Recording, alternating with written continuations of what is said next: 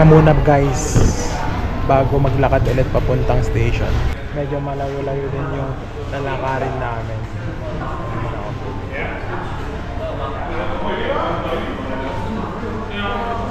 A few moments later. Tama yung ano namin.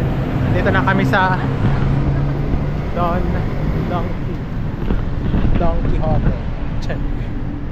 Dito muna sa December na yung ano, yung real. So magtitingin kami ng mga ano dito, gadgets. Meron. Tsaka mga pasalubong, di ba?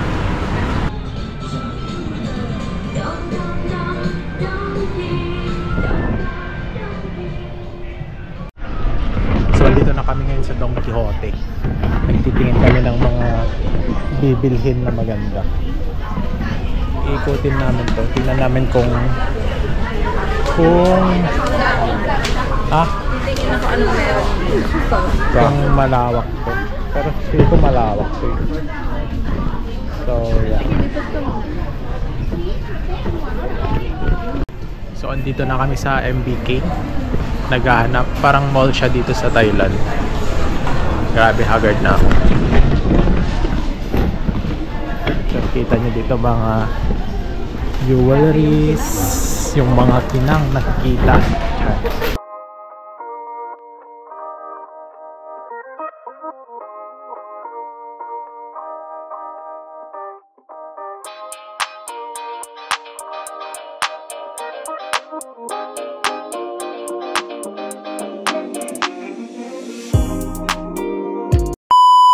So guys, gusto nyo pang itry ito?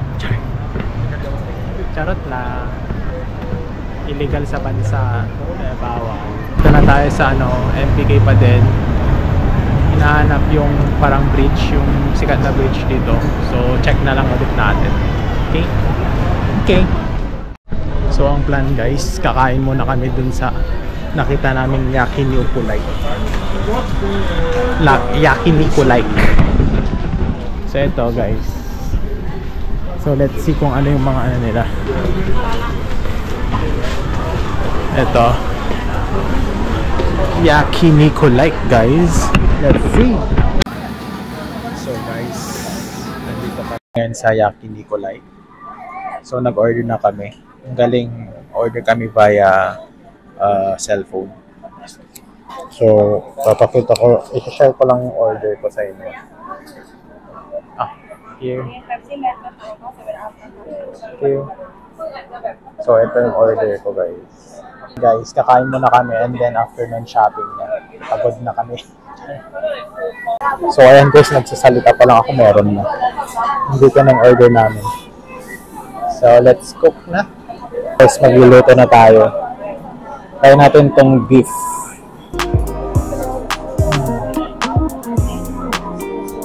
Yes.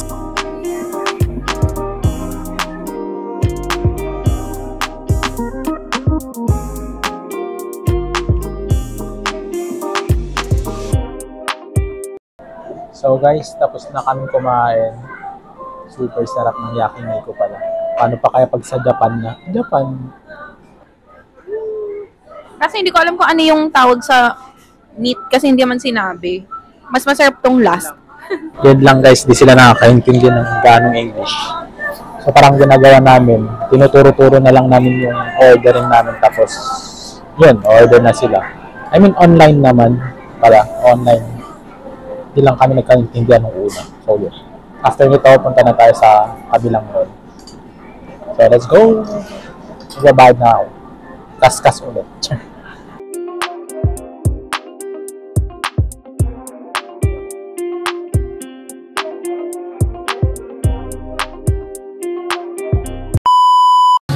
So andito na kami ngayon sa Siam Discovery. Pero yung mga branded ata na brand dito eh.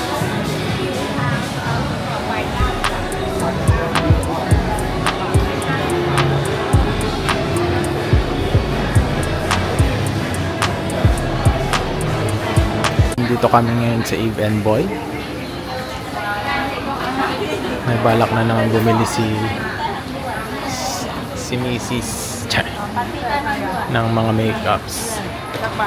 Kumbaga, girls haven tong Eve and Boy. So, let's see kung anong bibilhin niya.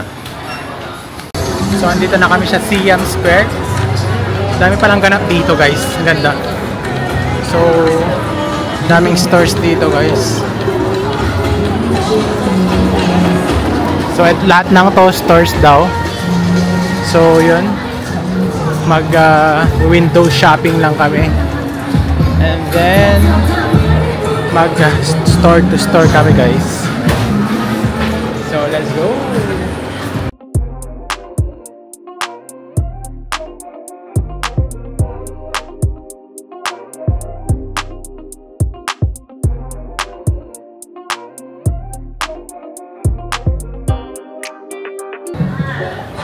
So, let's go to Gentle Woman. Sa mga stores ng Gentle.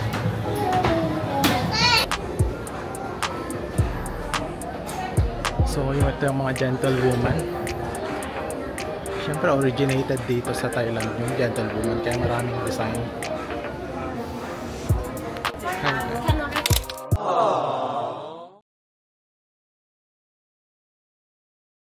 So, update, kakalabas namin ng Gentle Woman. May happy kid na naman. Nakabili ng bag ng Gentle Woman.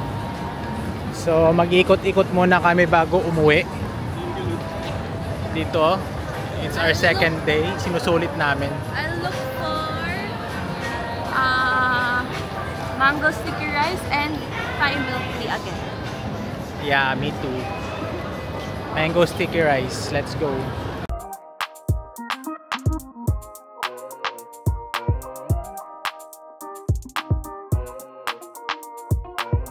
A few moments later. So guys, update. Pagod na kami. Nandito kami hindi ko alam kung saan to, pero parang food court siya. So nagkikrave lang kami ng mango sticky rice ulit, tapos Thai milk tea bago kami umuwi sa hotel. So hinihintay ko si Jam. Nag-order na siya ako, pagod yung pa ako, super pagod. Kasi since 7 o'clock, umalis na kami sa bahay. Siyempre sinulit namin, Thailand to ibang bansa. So sinulit na namin, pero super pagod. Tulog to pag-uwi. So yun, after nito, kain lang and hotel na. Nakita ko sa mama yung mga pagkain. So ito yung mga pagkain.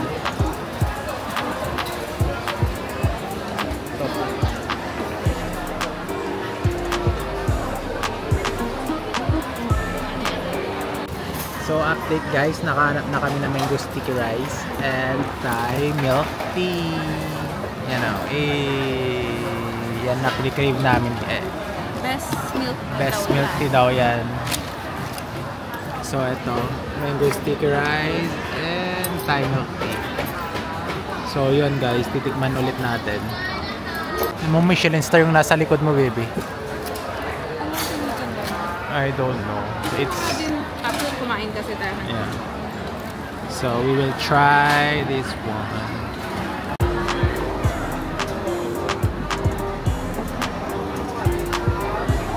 Wow, so sarap. So ita-try na natin tong Thai milk tea nila. The best daw dito sa Thailand. So try natin.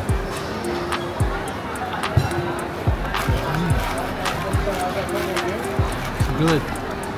Pero may sa Manila to, di ba? Kaka-open. It's good.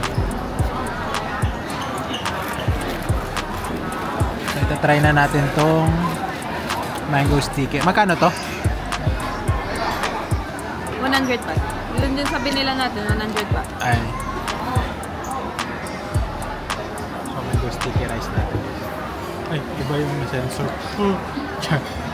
So, mango sticky rice guys.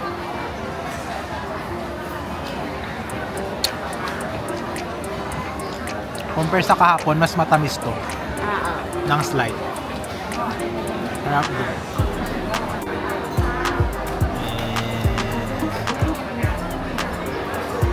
Ako din.